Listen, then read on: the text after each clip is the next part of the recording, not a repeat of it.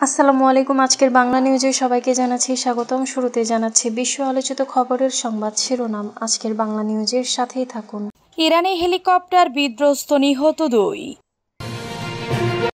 গাজায় আরও ভয়াবহ গণহত্যার প্রস্তুতি নিচ্ছে ইসরায়েল। পাকিস্তান শাসিত কাশ্মীরে সরকার বিরোধী বিক্ষোভে নিহত নয়, বন্ধ ইন্টারনেট। ফ্লোটিলার নৌকায় ড্রোন হামলার নির্দেশ দিয়েছিলেন নেতানিয়াহু। পাকিস্তানকে মানচিত্র থেকে মুছে ফেলার হুঁশিয়ারি ভারতের। ধর্মের ভিত্তিতে বিভাজন নয়, ঐক্যবদ্ধ জাতি দেখতে চাই, জানিয়েছেন জামায়াত আমির। এতক্ষণ শুনছিলেন বিশ্ব আলোচিত খবরের সংবাদ শিরোনাম, এবার বিস্তারিত। ইরানি হেলিকপ্টার বিধ্বস্ত, নিহত 2। ইরানের লোরিস্তান প্রদেশে একটি উদ্ধারকারী হেলিকপ্টার উদ্ধার অভিযান পরিচালনার সময় বিধ্বস্ত হয়েছে। এ ঘটনায় 2 জন নিহত হয়েছেন। ওই প্রদেশে রেড ক্রিসেন্টের মহাপরিচালক আলী মোহাম্মদী এ তথ্য নিশ্চিত করেছেন। সংবাদ মাধ্যমের প্রতিবেদনে বলা হয়, শুক্রবার রাতে ইরানের জাতীয় টিভির সঙ্গে কথা বলার সময় আলী মোহাম্মদী বলেন, হেলিকপ্টারটি কেরমানশাহ প্রদেশের ইরানি রেড ক্রিসেন্ট সোসাইটির শুক্রবার দুপুরে লোরিস্তান প্রদেশের আজনা কাউন্টির একটি পাহাড়ি এলাকায় সাহায্য চেয়েছিলেন একজন পর্বতারোহী। মোহাম্মদী বলেন, মূলত একজন হারিয়ে যাওয়া নারীকে উদ্ধার করতে অভিযান চালায় হেলিকপ্টারটি। পরে ওই এলাকায় অবতরণের চেষ্টা করার সময় সেটি বিধ্বস্ত হয়। পাইলট নিহত হন এবং উদ্ধারকারী দলের কয়েকজন সদস্য আহত হন। স্থানীয় একজন কর্মকর্তা মেহেরকে জানিয়েছেন, দুর্ঘটনার পর 10 জনের একটি উদ্ধারকারী দলকে ওই এলাকায় পাঠানো হয়েছে। হেলিকপ্টারটিতে 4 জন ক্রু সদস্য এবং উদ্ধারকারী দলের 5 জন সদস্য ছিলেন।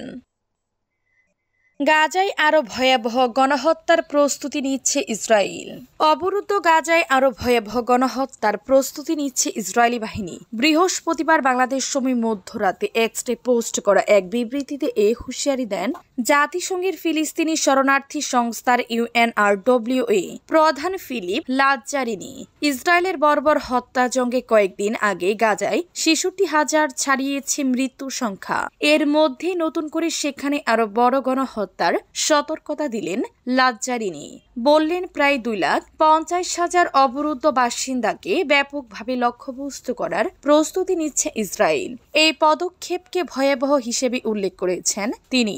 খবর আল জাজিরার। গাজায় বেসামরিক নাগরিক হতাহতের সংখ্যা বৃদ্ধি এবং মানবিক পরিস্থিতির অবনতি নিয়ে ক্রমবর্ধমান আশঙ্কার মধ্যে নতুন এই মন্তব্য করলেন তিনি। পোস্টে লাজ্জারিনি বলেন, কারো কাছে বেসামরিক নাগরিক হত্যার লাইসেন্স নেই। গাজায় চলমান অবরোধের জবাব দিতে হবে। জাতিসংঘের তদন্ত কমিশন ইতিমধ্যে বিষয়টি গণহত্যা বলে অভিহিত করেছে। এখনই পদক্ষেপ নেওয়ার সময়। পাকিস্তান শাসিত কাশ্মীরে সরকার বিরোধী বিক্ষোভে নিহত 2, বন্ধ ইন্টারনেট। পাকিস্তান শাসিত কাশ্মীরের ভারতের সীমান্ত ঘেঁষা অঞ্চলের সরকার বিরোধী বিক্ষোভকারীদের সঙ্গে পুলিশের কয়েকদিনের সহিংস সংঘর্ষে অন্তত 9 জন নিহত হয়েছে। ইন্টারনেট বন্ধ থাকায় সেখানকার পরিস্থিতি নিয়ে সীমিত খবরই বাহিরে আসছে। মুজাফফরাবাদে সোমবার প্রথম 1000 মানুষ রাস্তায় নেমে আসে। তারা রাজনৈতিক নেতাদের বিনা খরচে বিদ্যুৎ ও দামি গাড়ির মতো বিলাসবহুল সুযোগ সুবিধা চালু রাখার বিরুদ্ধে বিক্ষোভ জানায়। উচ্চ পর্বতমালায় এই উপত্যকা জুড়ে ইন্টারনেট ও মোবাইল সেবা বন্ধ করে দেওয়া হয়েছে এবং স্থানীয় গণমাধ্যমকে দৈনিক বিক্ষোভের খবর প্রকাশে সতর্ক করেছে কর্তৃপক্ষ। এএপির প্রতিবেদকরা বুধবার রাস্তায় রক্তের দাগ, ছোড়া গুলির খোসা, ভাঙা কাচের টুকরো ও ছড়িয়ে ছিটিয়ে থাকা পাথর দেখতে পান, যার সাম্প্রতিক অরাজকতার সাক্ষ্য বহন করছে। 51 বছর বয়সী বিক্ষোভকারী আসাদ আব্বাসুম বলেন, এখানকার রাজনীতিকরা গ্যাংস্টারের মতো আমাদের মাথার উপর শাসন চালাচ্ছে। আমরা তাদের বিদায় চাই। তাদের এই সুবিধাগুলো বাতিল চাই। তাদের আমাদের কাতারে দাঁড়ানো উচিত। বিক্ষোভ ঠেকাতে মুজাফফরাবাদের রাস্তায় বিপুল সংখ্যক নিরাপত্তা বাহিনী ও পুলিশ মোতায়েন করা হয়েছে। ফ্লোটিলার নৌকায় ড্রোন হামলার নির্দেশ দিয়েছেন নেতানিয়াহু। ইসরায়েলের প্রধানমন্ত্রী বেনিয়ামিন নেতানিয়াহু তিউনিসিয়ায় নোঙ্গর করা গ্লোবাল সুমুদ ফ্লোটিলার 2টি নৌকায় ড্রোন হামলার সরাসরি নির্দেশ দিয়েছিলেন। মার্কিন গণমাধ্যম সিবিএস নিউজের প্রতিবেদনে এ তথ্য জানানো হয়েছে। নাম প্রকাশে অনিচ্ছুক আমেরিকান গোয়েন্দা কর্মকর্তারা জানিয়েছেন ইসরায়েলি বাহিনী একটি সাবমেরিন থেকে ড্রোন উড়িয়ে দাহ পদার্থ ফেলে দেয়। এতে তিউনিসিয়ার সিদি বু সাইদ বন্দরের বাহিরে অবস্থানরত নৌকাগুলিতে আগুন লাগে। এসব হামলায় 8 ও 9 সেপ্টেম্বর পৃথক ঘটনার পরিপ্রেক্ষিতে চালানো হয়, যেখানে একটি পর্তুগিজ এবং একটি ব্রিটিশ পতাকাবাহী নৌকা লক্ষ্যবস্তু ছিল। এতে কোনো প্রাণহানি বা আহত হওয়ার ঘটনা ঘটেনি। আন্তর্জাতিক মানবিক আইন ও যুদ্ধবিধি অনুসারে বেসামরিক জনগণ বা বেসামরিক সংস্থায় দাহ অস্ত্র ব্যবহার সম্পূর্ণ নিষিদ্ধ। এ বিষয়ে এখনো ইসরায়েলি সেনাবাহিনী বা নেতানিয়াহুর পক্ষ থেকে কোনো মন্তব্য আসেনি। এদিকে গাজার জলসীমার কাছাকাছি যাওয়ার পরপরই একটি ছাড়াসব নৌযান আটক করে ইসরায়েলি নৌবাহিনী। নৌযান ক্রু এবং আরোহীদের নিয়ে যাওয়া হয় ইসরায়েলের বন্দরে।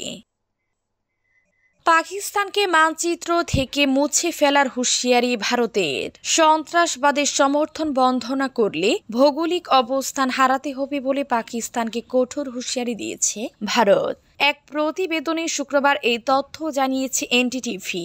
প্রতিবেদনটি বলা হয় ভারতের সেনা প্রধান জেনারেল অপীন্দ্র দ্বিবেদী বলেছেন, পাকিস্তান যদি মানচিত্রে নিজের স্থান ধরে রাখতে চায় তবে তাকে রাষ্ট্র সমর্থিত সন্ত্রাসবাদ বন্ধ করতে হবে।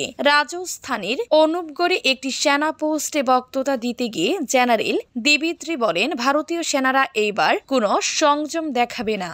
তিনি ইঙ্গিত করেছেন ইসলামাবাদ সন্ত্রাস রপ্তানি বন্ধ না করলে অপারেশন সিঁদুরের দ্বিতীয় সংস্করণ বেশি দূরে নয়। তিনি বলেছেন, এবার আমরা অপারেশন সিঁদুর 1.0-তে যে সংযম দেখিয়েছিলাম তা বজায় রাখব না। এবার আমরা এমন কিছু করব যা পাকিস্তানকে ভাবাবে। সে ভুগলেও নিজের স্থান ধরে রাখতে চায় কিনা। পাকিস্তান যদি ভূগোলে নিজের স্থান ধরে রাখতে চায় তবে তাকে রাষ্ট্র সমর্থিত সন্ত্রাসবাদ বন্ধ করতে হবে।